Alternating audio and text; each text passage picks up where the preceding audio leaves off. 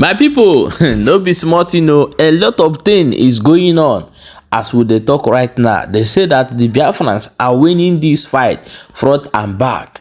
Very soon, the animals don't come outside, come tell us say they are about to declare a country in Nigeria. This is going to happen shortly. And this video is going to give you a clue of what they are talking about that I'm going to play you right now. They say Soludo don't go Abuja, go to Tinubu say in work where they send them in the do and where. In fact, you know, and sit at home for Anambra.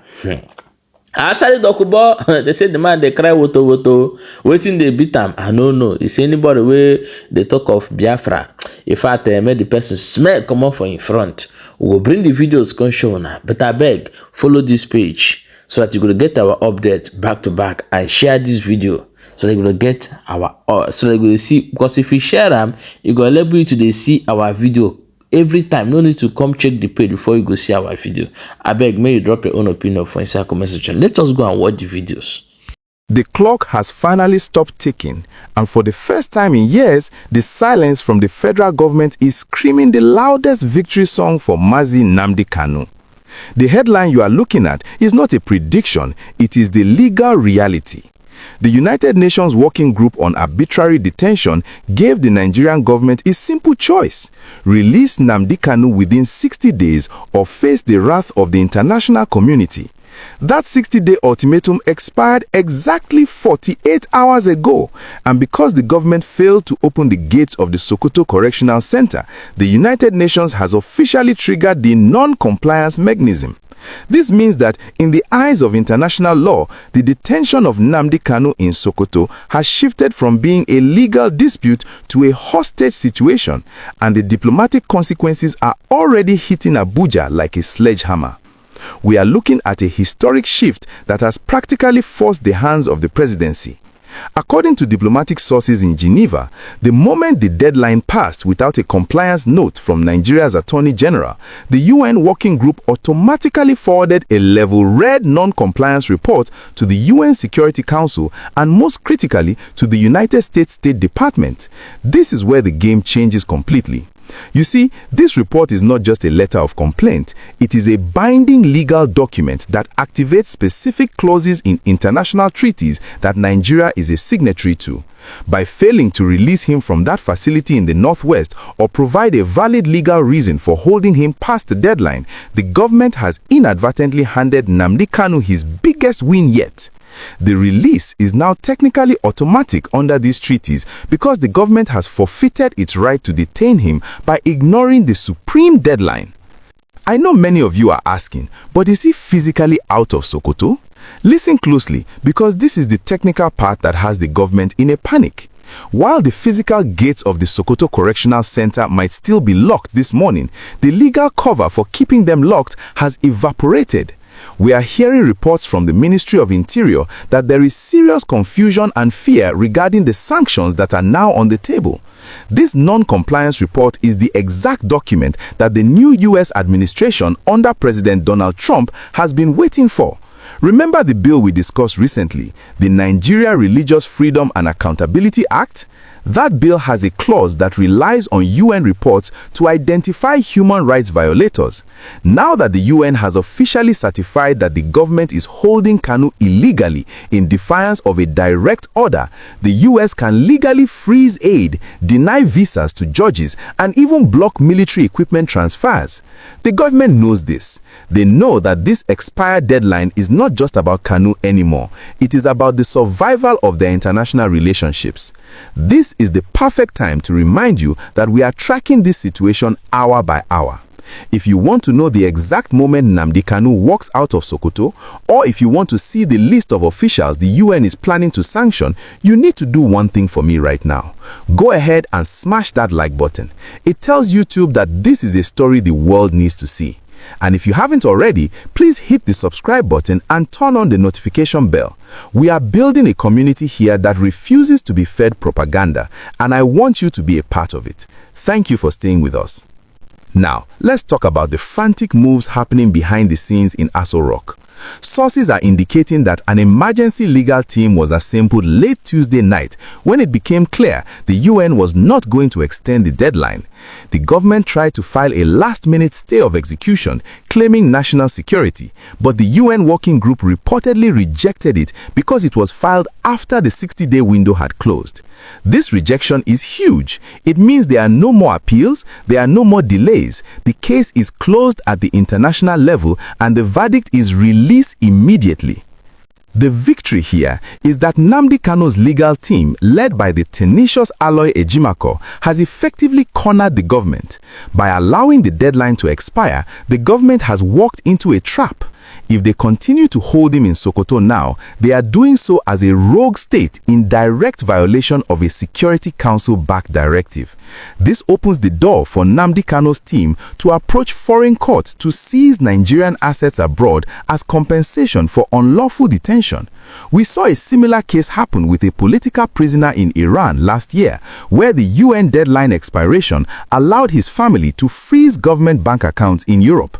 This is the nightmare scenario the Central Bank of Nigeria wants to avoid at all costs. Furthermore, the non-compliance report has given the Southeast governors a powerful new weapon. We are hearing that a delegation is already using this expired deadline to negotiate a soft landing release. The argument they are presenting to the president is simple. The world has ruled against us, the deadline has passed, let us release him to a private residence now before the sanctions cripple our economy. The expiration of this deadline has removed the government's ability to say we are waiting for the court. The UN says the court process is compromised and has ordered a release regardless of the local courts. By ignoring this for 60 days, the government has exhausted its excuses. What makes this a win for Nnamdi Kanu is that the narrative has shifted from "is he guilty" to "why is the government disobeying the world?"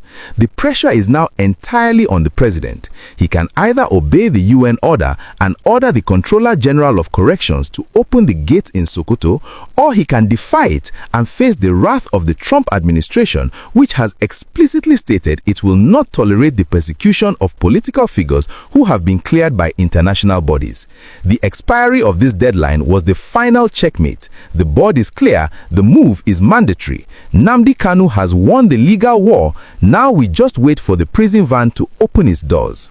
People who claim that Nigerians, they don't want to be in Nigeria, that Biafrans, they don't want to be in Nigeria, and you hypocritically call Nigeria bloody idiot. You are a bloody idiot. Don't smear me with your clothes. Don't smear me with your cheat clothes. I'm not in prison. The job people are not in prison. 95% of people outside this country who are in prison are Igbos. And you are an Igbo. Call them out.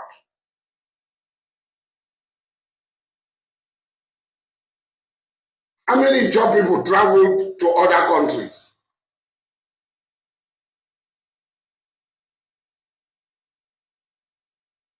Nobody stopped you from traveling. It's good. It's adventure. But don't come and smear us with the crime you commit and generalize by saying it's Nigerian. No, we are not a war. We are job people. We are not with you. You are the criminals. You are the kidnappers. You are the drug pushers. You are the drug peddlers. You are the woman parts peddlers. You are the woman traffickers. You are the ritualists. You are the Yahoo. We are not with you. Call yourself by your name. That's your name. That's your DNA. Don't come and swear me. Don't swear me. Don't swear us. Why job people? I don't know what the Efik do. I don't know what the BBOs do. I don't know what the Isham do. I don't know what the robots do. But I'm very sure of it. Because I was once their leader. And I can beat my chest. We are not involved. Don't use your cloth to wear us. Why I'm not kappa ke wana swa ma. I'm not kappa swa. Ye wan swa wana kappa swa.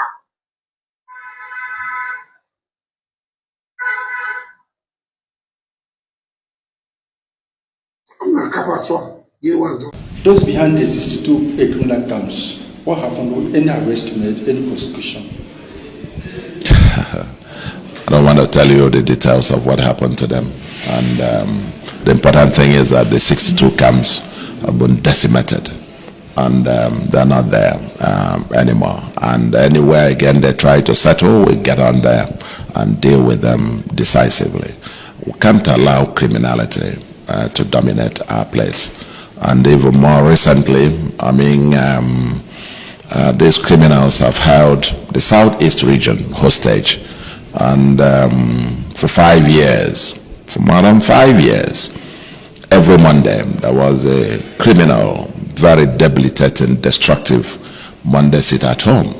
The schools, aside from the capital cities, you know, the 5 Southeast states, the capital cities, you know, no sit at home on Mondays. But then the rest of the places were mostly under lock and key, and this can't continue. And we decided that this year must be an end. Enough is enough. And I'm happy that so far.